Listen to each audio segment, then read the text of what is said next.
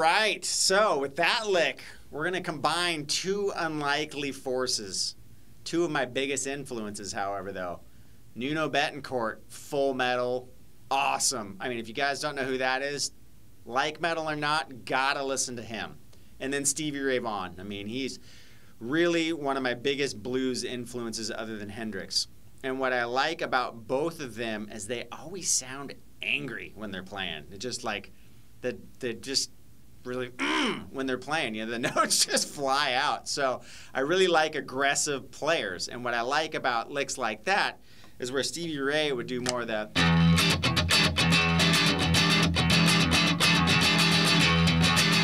Nuno has a funk background, and he would do the same kind of licks, but always throw in those could be metal, could be blues kind of riffs along with it. So if you use the two together, and you got Nuno Ray Vaughan. All right, let's check it out. Okay, so the funk part, or the Stevie Ray part. Now, also, you see me doing this. Both pickups work great. Now, you don't have to have a Strat, obviously, but that's another thing I encourage you to do. Most all electric guitars, unless you have one pickup, has at least two selections you can make. Neck stuff is really good for... And if you got just an acoustic, you know, those work awesome too, but you're more stuck with one sound. So what we're going to do is we're going to start with an open E, and we're going to do that basic, what's known as the Hendrix chord, right? So we got second finger on the E note, which is the 7th fret of the A string. My first finger is going to be on the 6th fret of the D. My ring finger is on the 7th fret of the G, and my pinky is on the 8th fret of the B.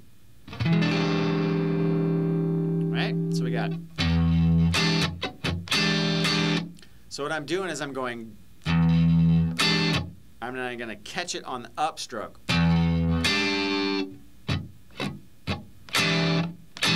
So I go down. So I go down, up, down, muted, and then I go again.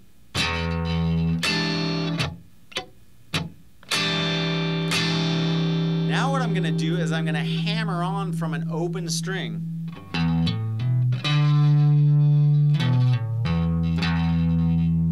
So what we do is we hit open E, and then I'm going to go to 5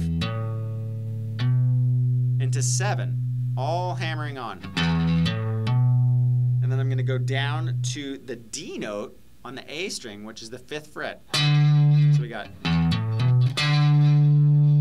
And then we're going to go back the exact same way we came up.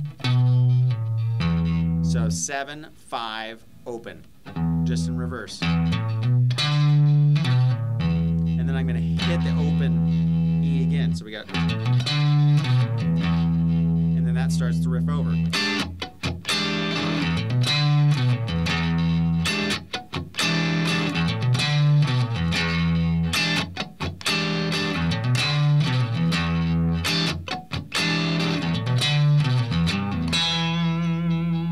At the very end, I go down to the 3rd fret and I pull off, and then I just go down to the 2nd fret of the D string and hit the E.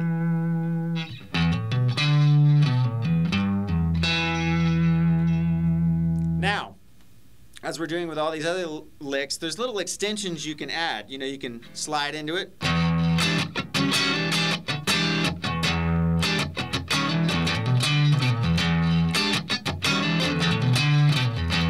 You know, all sorts of different stuff. So I encourage you again to experiment and make each riff your own. Learn them note for note to start, and then just expand upon it. Take it from there. Ball's in your court. All right, let's go to the next one.